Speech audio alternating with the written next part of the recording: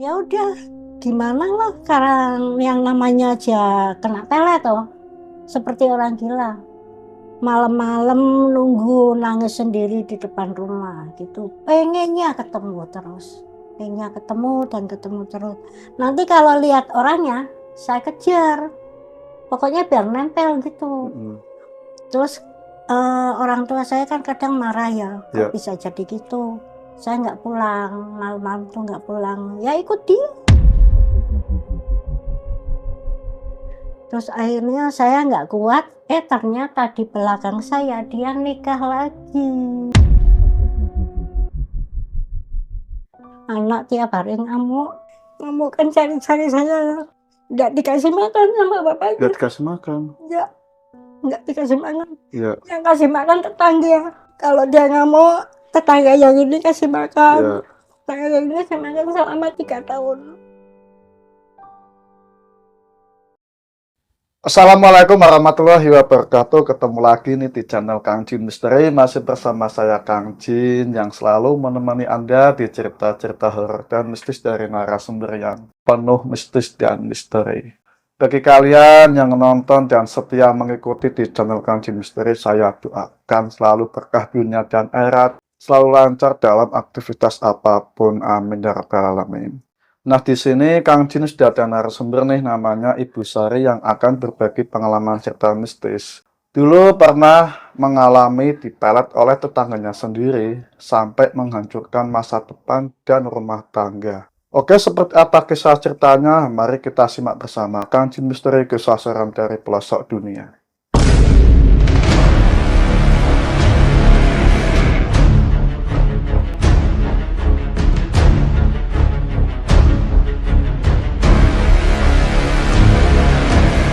Apa kabar Ibu Sari? Alhamdulillah.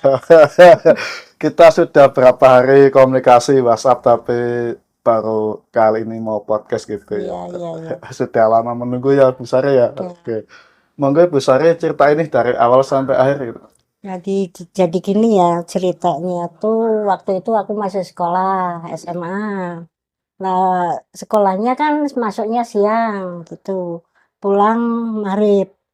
Lah habis maghrib biasalah apa anak-anak muda tuh kumpul kalau ada pengantin. Lah aku nonton manten gitu.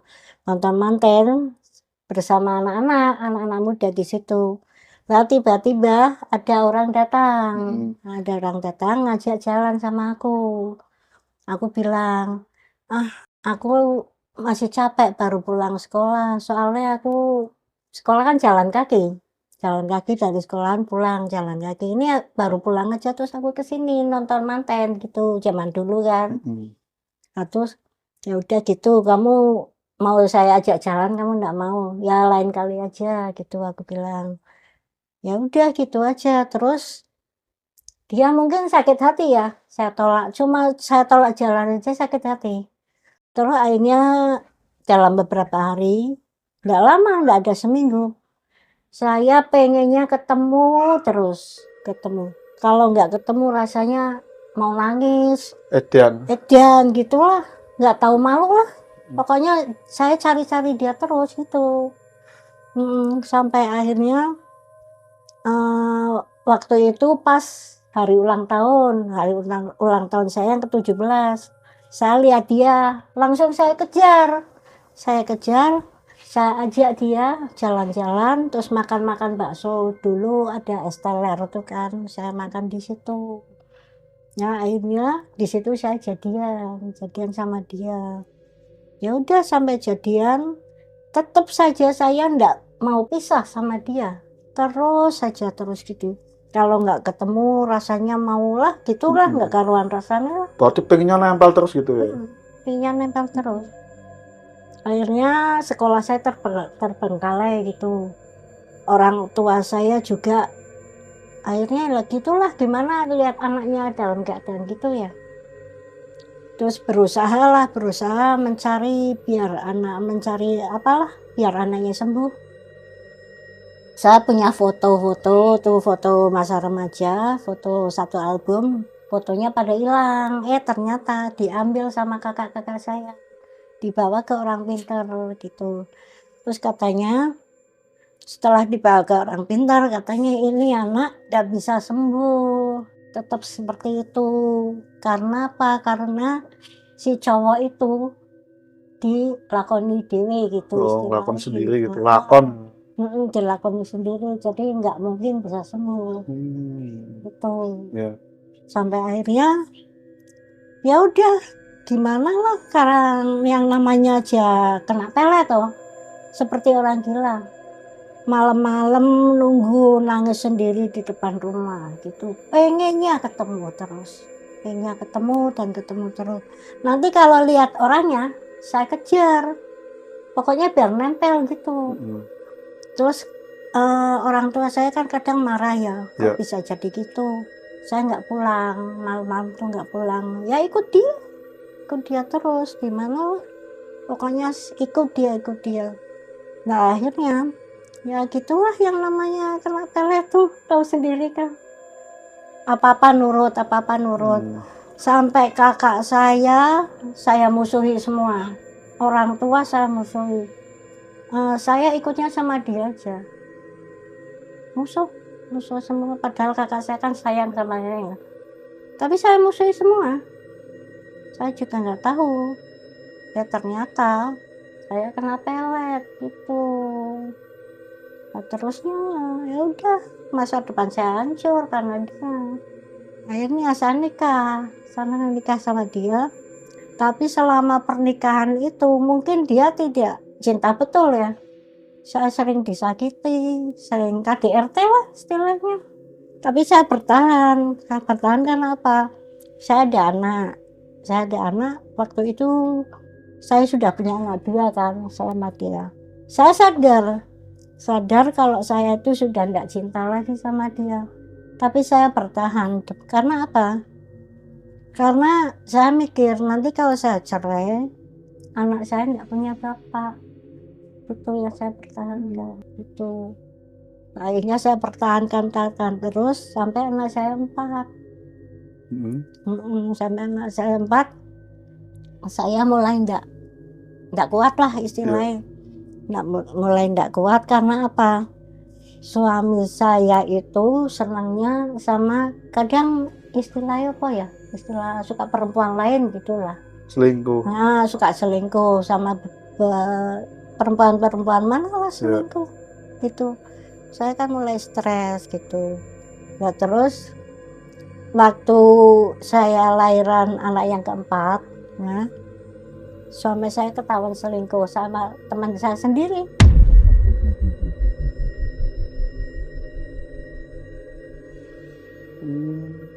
Sama teman saya sendiri selingkuh gitu. Terus akhirnya saya stres juga kan. Lah mulai dari situ saya sudah nekat lah. Cinta saya sudah habis, sudah nggak ada cinta lagi. Itu. Nah terus gimana ya? Saya mau cerai, anak saya 4 sudah. Saya berpikir lagi nanti anak-anak gimana. Tapi tak pertahankan juga. Terus akhirnya saya nggak kuat, ternyata di belakang saya dia nikah lagi.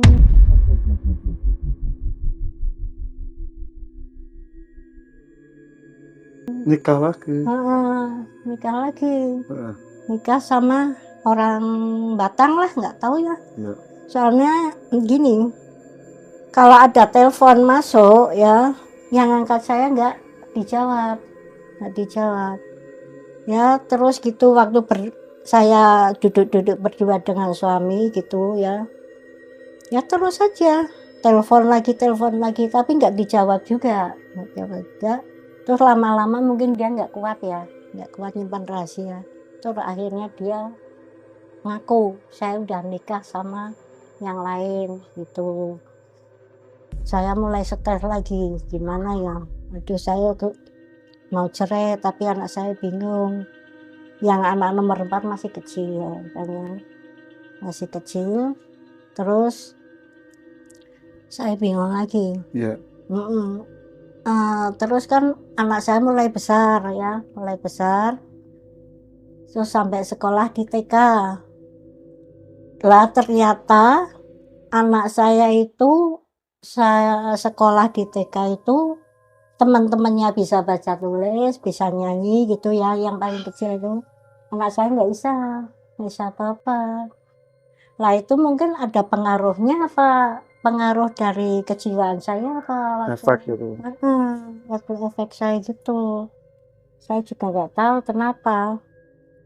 Terus anak saya sekolah lagi, malah mungkin dia sudah nggak cinta lagi sama saya. Malah saya yang dituduh selingkuh. Katanya kalau saya nganter anak saya sekolah, saya selingkuh di luar. Gitu. Itu padahal sama sekali enggak. Saya nganter anak sekolah juga sama teman-teman.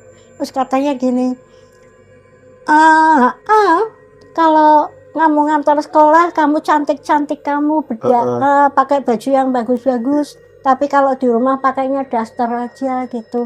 Lah kan umumnya gitu.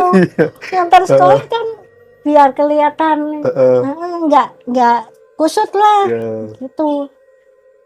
Saya dituduh gitu. Terus dia akhirnya punya istri yang lain kan, mungkin dia nggak kuat. Terus cari istri lagi. Cari istri lagi.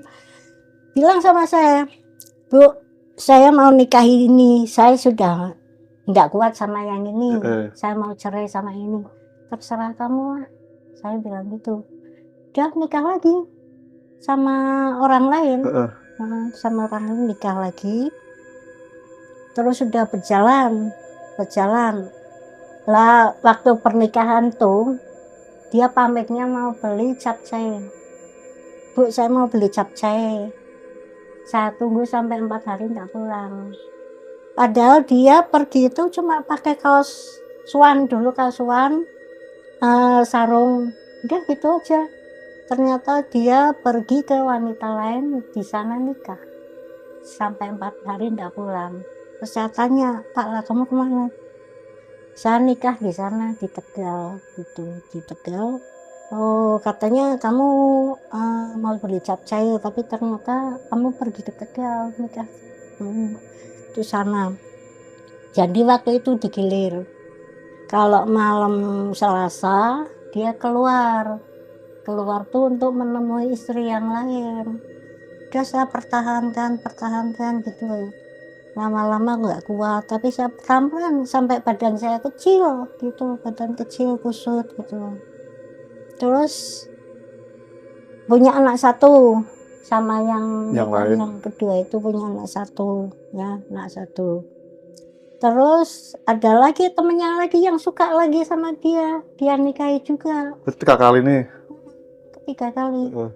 Yang ketiga kali itu sampai sekarang masih tetap berjalan, dia punya 4 orang anak. Jadi sama saya 4, sama yang lain 1, ada yang lain lagi 4, jadi anaknya 9. Tuh ya bertahankan terus, tapi lama-lama nggak kuat. Lah waktu yang kawin yang ketiga punya anak 1 ya, udah dia cari kos-kosan buat ngekoskan dia. Terus setahun kemudian punya anak lagi. Lah punya anak lagi, saya suruh ngomong tuh anak dari Yang lain ya. Saya suruh ngomong. Iya. Saya gimana ya? Saya enggak bisa cari uang, enggak bisa kerja. Saya bingung. Ya udah biarin tak jalani aja gitu. Tak jalani itu saya suatu hari saya kan capek sudah ngurus anak saya yang disabilitas, suruh ngomong anak. Terus saya bilang gini, Pak, tolong dong nafkahnya ditambah, saya capek buat jajan saya gitu. Nggak mau ditambah. Terus anak tak gebrake istilahnya, udah saya nggak kuat lagi, saya mau pergi gitu. Saya akhirnya pulang ke rumah orang tua. Pulang kan, lah di sana saya pulang sendiri, soalnya saya waktu itu nggak punya kerjaan, nggak punya uang gitu. Saya keluar dari rumah itu cuma bawa baju. Nah karena rumahnya berdekatan, anak saya yang paling kecil yang difabel itu ikut.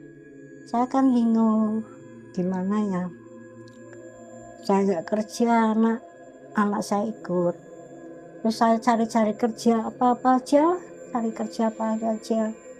Tapi kalau saya kerja saya nggak punya uang, kan saya kerja waktu itu di food court di IBC roti so gitu. Saya kerja di situ. Saya berangkat jam 10, pulang jam 10 malam. Kalau saya nggak bawa uang, saya nggak berani pulang. Soalnya apa? Nanti anak minta uang. Gitu. Tak pertahankan terus, sampai anak besar lah. Terus akhirnya anak saya sekolahkan di SLB. Kalau pagi saya ngantar anak sekolah ke SLB, nanti sudah pulang saya kerja gitu terus tiap hari. Tapi kerja di sini kan berapa ya pendapatannya ya? Uang nggak cukup buat saya dan anak saya, nggak cukup. Terus akhirnya saya berpikir, saya di sini nggak punya rumah gitu, punya rumah orang tua, tinggal sama kakak. Tiap hari ya nggak cocok lah istilahnya nggak cocok. Dalam satu rumah ada yang lain gitu kan, nggak cocok. Tiap hari bertengkar.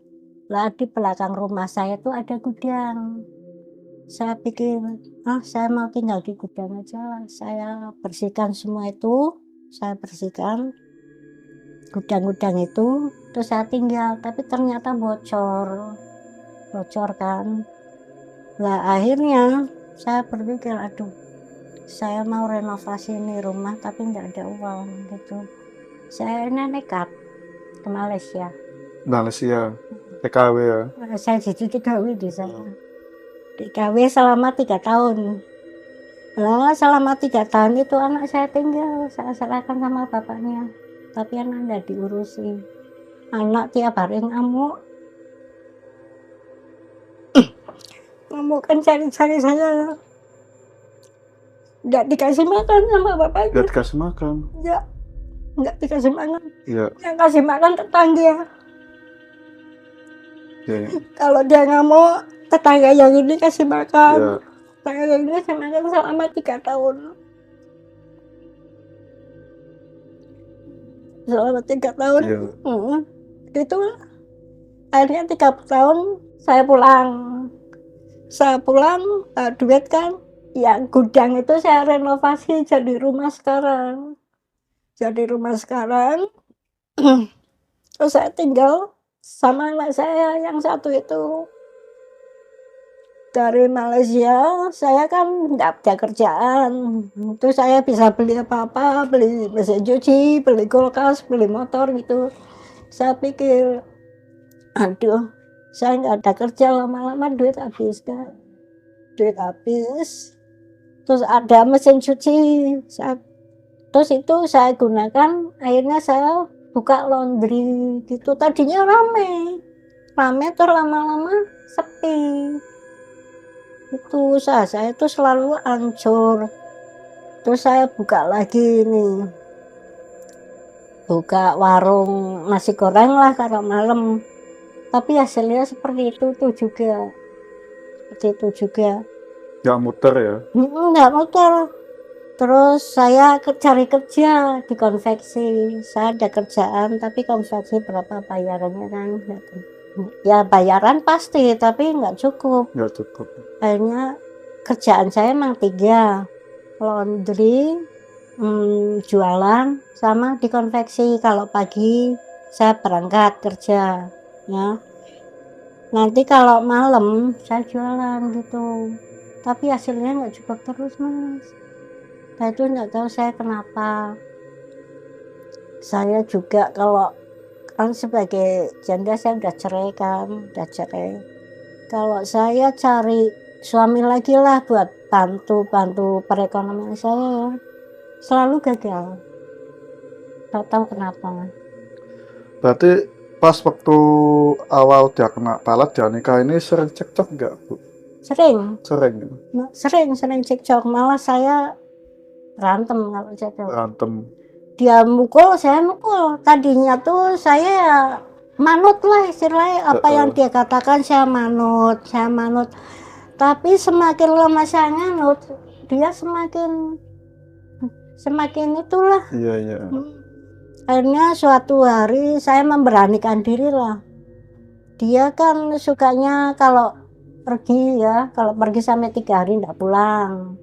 Nah, waktu itu pulang, dia mau berangkat kerja, cari celana itu nggak ketemu lah. Waktu itu saya masih repot sekali. Akhirnya saya nggak mau cari kan, dia cari sendiri, nggak ketemu. Dia marah-marah. Iya. Dia marah-marah, akhirnya saya berantem, pukul-pukulan. Itu sudah anak berapa itu? 4. Pukul-pukulan sampai 4. Nah, saya sudah tidak tahan, semut aja kalau diinjak itu. Kalau diinjak gigit, apalagi saya manusia. Nah, kok saya digitukan terus, lainnya gitu. Nah, terus kita kembali tadi, saya pulang dari Malaysia tuh kan. Saya bikin usaha gini, bikin usaha gitu, tapi hasilnya nggak ada, cuma habis. Itu pas pertama terkena peletnya itu dirasain apa ya, berarti Bu? Yang dirasain itu pengennya ketemu. Pengennya cuma pengen ketemu. Kalau nggak ketemu sampai nangis gitu. Terbayang-bayang. Terus ke bawah mimpi nggak? Enggak. Cuma kalau pagi pengen ketemu, bangun tidur pengen ketemu. Sekolah juga nggak fokus. Sampai warga tinggalin semua gitu demi dia gitu. Demi dia, kakak saya musuhi, ibu saya musuhi juga gitu. Sampai nggak mau sekolah ya? Nggak mau. Terus saya harus ikut dia. Nah, disitulah. Padahal waktu itu kakak saya, kamu sekolah, saya belikan motor buat kamu sekolah. Tetap saya nggak mau, saya pilih dia. Terus selama berumah tangga, hamil pertama, anak kedua, itu ada yang dialami efek sampingnya atau dia sadar atau masih cinta gitu? Anak kedua sudah sadar. Anak kedua sadar, dimana saya mungkin harus cerai. Tapi saya bingung kan nanti anak saya kemana. Malah saya punya pikiran, saya mau pergi, anak saya ke panti asuhan gitu. Tapi belum saya lakukan itu. Saya nggak tega kan. Maksudnya saya mau pergi kerja, anak saya masukkan ke panti asuhan gitu pikiran saya waktu itu. Tapi belum saya laksanakan. Terus dari sekian usaha itu kan, usaha laundry, usaha dagang nasi goreng, ini efek dari pelet tersebut atau bukan berarti Bu? Efeknya dagangannya ya hasilnya seperti itu saja, nggak ada maksud perkembangan berarti. Nggak ada perkembangan. Tapi awalnya ramai itu. Laundry itu awalnya ramai. Tapi lama-lama merosot gitu. Nah, terus dagangan ya kadang sepi, kadang rame, tapi hasilnya cukup buat makan aja. Habis. Ada tenaga saya kan udah habis. Bangun tidur ya habis subuh. Saya udah nyuci baju sambil masak, saya masak. Terus jam 8 saya pergi kerja. Jam 4 pulang langsung buka warung. Jam 10 nanti tutup. Tapi hasilnya dapat uang banyak yang nggak ada hasil, sedikit ya sama nggak muter itu. Nggak muter. Terus berarti Ibu Sari ini sudah berumah tangga sudah berapa tahun sama dia itu? Saya nikah 87. Berarti semua total berapa tahun itu? Cerai tahun 2011. Berarti 20 tahun ada ya? Lebih. Berarti kan ini suaminya yang pakai pelet ini, dia itu profesi sebagai apa Bu? Dulu waktu saya nikah, dia sebagai guru honorer. Terus setelah punya anak kan nggak cukup. Terus akhirnya dia keluar cari kerja lain gitu. Terus sampainya akhirnya di kerja di toko obat batik gitu sebagai kolektor obat batik di situ. Ya ekonomi naik lah, perekonomian naik. Sampai kita anak saya yang pertama besar-besaran Mas, nanggap waktu itu belum ada orkes kan, sudah nanggap orkes gitu. Saat kan dikirain tetangga tuh wah sudah hebat sekarang, tapi yang saya rasakan ya seperti itu aja, itu aja gitu. Terus lah itu mulai gitu, terus nggak tahu suami saya kena PHK. Kena PHK 2 tahun nggak kerja. 2 tahun nggak kerja itu, lah itu saya montang-manting lah. Montang-manting sendiri ya? Montang sendiri, cari utangan, cari beras, buat bayar anak sekolah juga nggak ada. Sampai cari beras utang gitu? Lalu tanggung jawab suami gimana itu? Tidur. 2 tahun tidur, makan tidur gitu? Sayang. Persis binatang gitu? Lanjut. Tidur. Kalau saya bangun kan marah-marah gitu. Saya pagi-pagi, kadang pagi-pagi subuh Mas, saya ketuk rumah orang cari utang buat sarapan. Ya ada yang kasih terus saya kembalikan nggak mau. Terus mau bayar listrik juga nggak ada uang, listrik mau dicabut, saya lari ke rumah kakak, dikasih duit buat bayar listrik.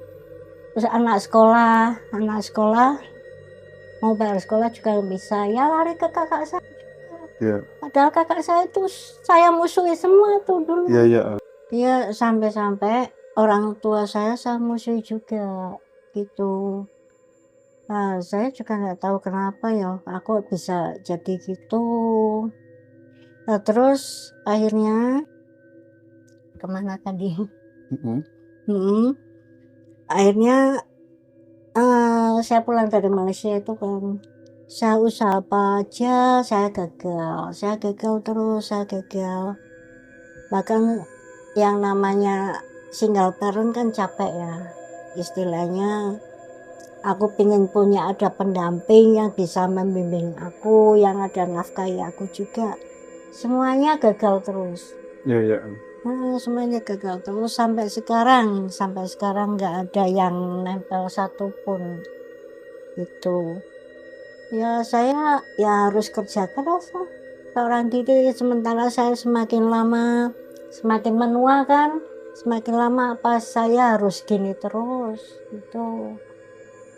Lah akhirnya terus gimana ya, yang namanya mantan tuh tiap hari kan masih ketemu juga, tiap hari kadang ketemu, tapi karena saya sudah ndak ada rasa sedikit pun, saya pura-pura ndak lihat. Terus anak-anak saya juga nggak ada yang lari, saya tinggal sama anak saya yang difabel itu, cuma itu aja. Terusnya ya saya tiap hari anak saya terapi juga ke rumah sakit, tapi cuma dikasih obat aja, obat penenang, obat tidur gitu. Ya nanti kalau udah minum obat tidur, terus bangun makan, sampai sehari makan sampai 6 kali Mas. 6 kali sampai badannya tuh besar. Saya takutnya obesitas gitu ya, makan terlalu banyak ya. Nah itu bapaknya juga nggak ada kasihannya, nggak kasih nafkah sama sekali sama si anak. Saya harus gini, sementara anak saya tinggal, pagi saya kerja gitu, malam saya jualan. Tapi ya gimana lagi, itu mungkin itu kan bukan tanggung jawab saya, tapi karena anak ikut saya, yang namanya anak itu ditukar kan nggak boleh, walaupun anak seperti itu tetap saya kasihi lah. Bahkan kasih sayang saya sama anak melebihi kasih sayang sendiri. Saya rela lapar, anak saya biar kenyang gitu. Pernah sampai kelaparan? Enggak sih, Enggak ya? enggak. Kalau kan kakak-kakak saya sekarang kasihan sama saya. Kalau saya enggak punya duit, saya minta dirimin uang dari Oke kakak ya. gitu. Akhirnya buat nyambung hidup ini. Terus Ibu Sari ini kan berdampingan dengan suami yang itu ya, mantan suami ini, berarti sebagai profesi memakai ritual-ritual nggak? Selama di rumah, sama selama berumah tangga ini lihat nggak? Pakai ritual apa gitu kok bisa sampai punya istri 3 gitu selingkuhannya? Ya yang namanya suhu Heeh. kan tempatnya orang curhat. Nah mungkin dalam curhat itu saya kan nggak tahu kalau dia ada tamu ini, ada tamu itu kan saya nggak tahu. Mungkin dalam curhat itu si pasien itu mungkin kesengsem Hmm. gitu. Kalau kesengsem ngoyak terus ya mungkin dia pakai ritual ya. Saya lihat sendiri. Heeh. Saya kan sebagai asisten, maksudnya asistennya suami kan. Dukun. Heeh. Asistennya suami kan Heeh. selalu dia minta tolong sama saya. Heeh. Sama saya suruh beli ini, suruh beli itu, suruh ngatur lah. Bahkan kalau menjelang maghrib ya, yang namanya dukun atau kiai saya nggak tahu ya. Heeh. Kan dia capek dari duhur sampai maghrib kan banyak Oh, tamu. banyak tamu. Banyak tamu. Mungkin dia lapar. Nah, pesene sama tamu-tamu itu saya mau sholat dulu. Heeh. Ternyata di dalam tuh nggak sholat, makan gitu sayang kasih dia lah apa namanya yang ladeni lah makan. Saya cuma batin, ya Allah saya ikut dosa nggak ya saya kayak gini gitu. Iya, iya. Nah itu begitu seterusnya sampai kalau ada orang ritual gitu mau ritual saya nyiapin semuanya dupa-dupa saya yang kasih minum tuh tamu-tamu tapi ternyata dia sudah selingkuh di belakang saya gitu. Ini bukan asisten tapi budak, Bu. Saya budak. Iya kan? Budak istri jadi budak gitu. Heeh. Sampai berapa tahun? Dari 87 sampai 2011. Seperti itu. Terus info-info dari pasien-pasien tersebut ini hajatnya apa? Infonya dari mana kok bisa banyak tamu? Terus yang mereka hajatnya itu apa? Biasanya masalah apa konsultasinya gitu? Hajatnya masalah jodoh. Jodoh. Terus masalah yang pengen laris. Terus kalau ada mau ujian gitu, pensil tuh banyak, nggak tahu dia apa kan. Terus kalau mau orang cari jodoh gitu ya, disuruh bawa bedak sama kembang kantil. Terus nggak tahu bedaknya itu bedak dikasih apa. Soalnya saya pengalaman juga ada orang mau cari jodoh itu suruh bawa bedak sama kembang kantil. Nah bedaknya itu di ritual juga saya nggak tahu ritualnya apa. Terus dalam waktu beberapa hari ya mungkin berhasil ya, mungkin 3 bulan orang itu bawa undangan lah undangannya itu didoain juga biar tamunya banyak gitu. Itu juga Ada pasiennya jadikan listrik juga yang ada kan ya? Ada 3 orang. Mau cari jodoh mah dijadikan listrik sendiri itu. Kan pasien yang terakhir itu istri yang terakhir ya, mau dijodohkan sama orang lain. Tapi dia nggak mau. Nggak mau, saya harus nikah sama Pak Ustadz biar bagaimanapun saya cinta mati sama Pak Ustadz. Kalau Pak Ustadz nggak mau nikahi saya mau bunuh diri. Dia ngomong gitu? Ya. Terus? Nah, terus tadinya dia itu datang mau berobat. Dia itu kerja di pabrik itu. Ya, yang namanya pabrik itu kan ada teman banyak, ada mandor juga. Lah, anak itu, orang itu digoda sama si mandor. Ya. Sama si mandor. Mandornya kan cuma goda aja. Tapi dia dibatin. Akhirnya dia ngejar terus sama mandor. Mandornya ketakutan karena mandor itu sudah punya istri. Akhirnya dia dibawa ke rumah saya gitu. Ya. Kalau dia datang langsung pingsan. Nggak Langsung tahu pingsan. pingsan itu betul-betul apa action, Acting gitu ya. apa cuma acting. Eh, Datang langsung pingsan. Nanti nggak tahu diapakan sama suami saya. Diapakan, nanti bangun. bangun sadar. Sadar. Nanti berdua di kamar tapi nggak tahu. Berdua di kamar. Nah, tapi nggak tahu apa yang dia lakukan. Saya nggak tahu. Terus ibu cuma diem gitu. Ya gimana lagi? Sebagai istrinya. Ya namanya juga Mm-mm. katanya lagi ritual ya. Ritual apa gitu? Ya, nggak tahu. Terus berdua di kamar ngapain kalau nggak? Ya kan? Saya mau ngintip tapi nggak berani. Nggak berani. Bener?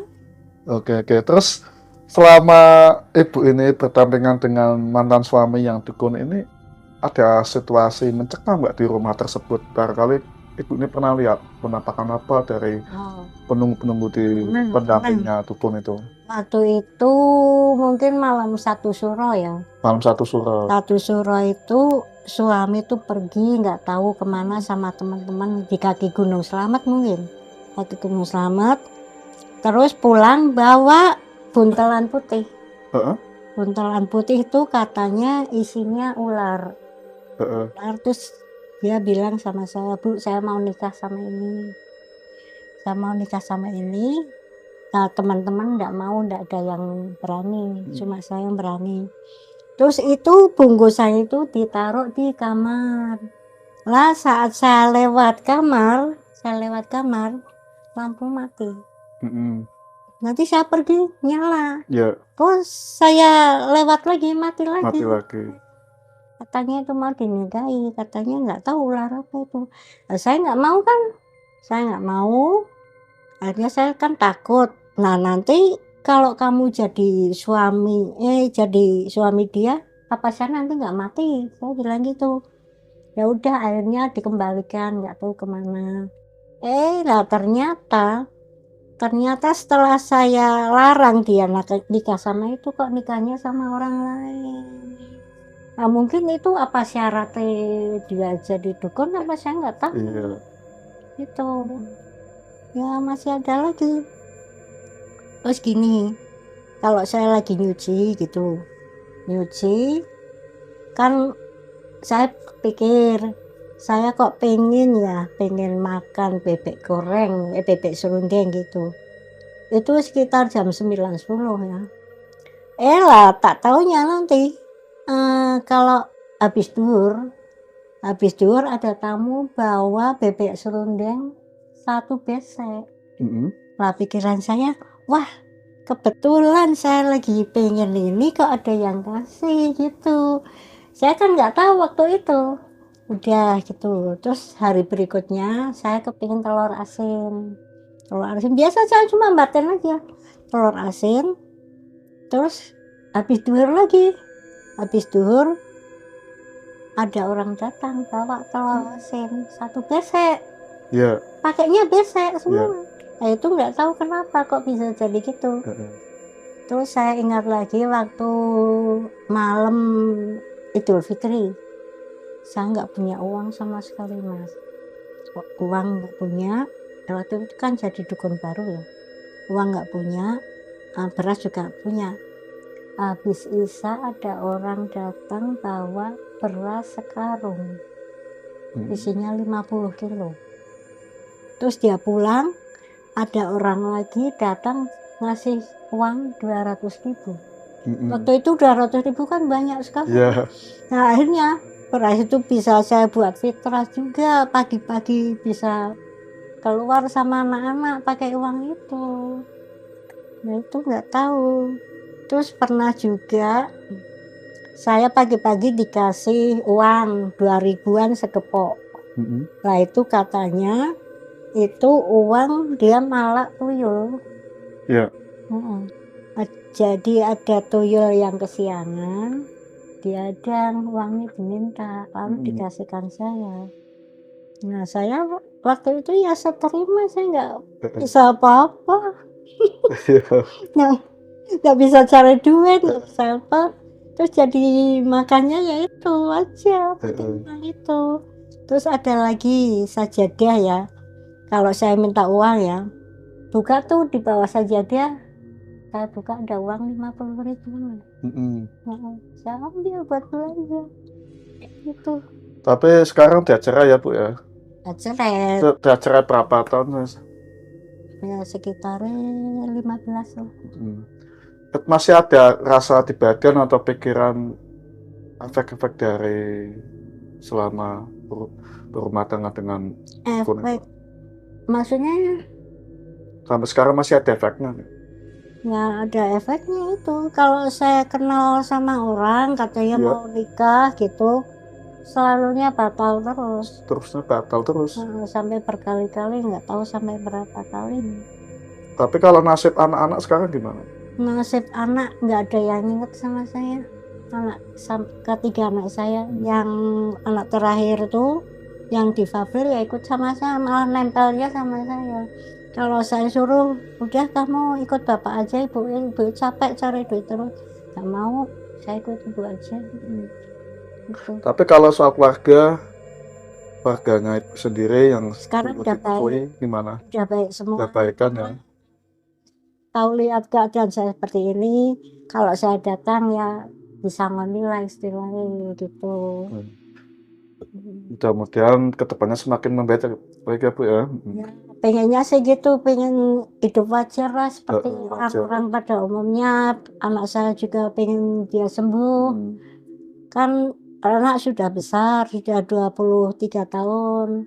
Mungkin juga dia pengen nikah lah, ya kan? Masa seperti ini terus. Berarti kan ibu ini kan nikah yang ini kan nggak sadar ya, benar-benar nggak sadar kena pelet ya. Bener nggak sadar. Awalnya kan berarti pas sebelum kena pelet cuma biasa-biasa aja gitu ya? Biasa aja, teman biasa aja. Sering jalan bareng, biasa main gitar, saya nyanyi gitu, tapi nggak ada rasa. Nggak ada rasa. Nah itu sejak itu saya tolak, mau dia minta jalan-jalan, saya tolak lah, itu mulai ya. Oke, semoga kedepannya semakin membaik dan tidak ada lagi efek samping dari mantan suami ya Bu ya. Tapi kalau mantan suami masih jalan nggak ritual atau dari pasien-pasien? Sekarang masih jalan. Kata tetangga gini, waktu saya pergi ke Malaysia, anak kan selalu ngamuk ya, ngamuk terus. Terus semakin anak saya ngamuk, semakin banyak tamu. Berarti masih buka praktek ya? Masih sampai sekarang. Sampai sekarang gitu? Sampai sekarang. Oke. Berarti ini cukup ya Bu ya? Ya. Oke guys, inilah cerita dari Ibu Sari ya, semoga penuh manfaat dan penuh hikmah kita semua. Jadi emang benar Ibu Sari ini menikah dengan suami yang dulu ini memang benar-benar nggak sadar ya kena pelet, dan Ibu Sari ini sadar sudah punya 2 anak ya, baru sadar. Tapi pas waktu sadar memang nggak ada rasa sama sekali ya Bu ya. Nggak ada rasa. Oke guys, pokoknya saksikan terus video selanjutnya di Kancing Misteri, akan mengundang narasumber yang punya pengalaman cerita mistis. Mudah-mudahan ini bisa diambil hikmahnya kita semua. Ada pesan nggak Ibu Sari nih? Kita sudah panjang lebar bercerita, apa pelajaran yang kita petik dari kehidupan Ibu Sari ini? Untuk kehidupan saya ya, buat anak-anak yang masih gadis gitu ya, yang masih remaja, buat cewek-cewek, jangan terlalu cinta sama seseorang gitu. Lebih baik dicintai daripada mencintai, karena kalau kita mencintai orang akan berakhirnya sakit. Gitu. Tapi sekarang masih sakit nggak Bu? Sekarang nggak sakit, cuma saya capek kecewa gitu ya? Capek kecewa, saya harus kerja keras cari duit demi anak. Oke, cukup ya. Pokoknya teman-teman banyakin selawat dan istighfar agar kalian ini selamat dunia dan akhirat. Kekuatan sebesar apapun tidak ada yang bisa melebihi kekuatan Allah Subhanahu wa taala. Dan sampai sini saya pamit, Kang Jin Misteri, kesasaran dari pelosok dunia.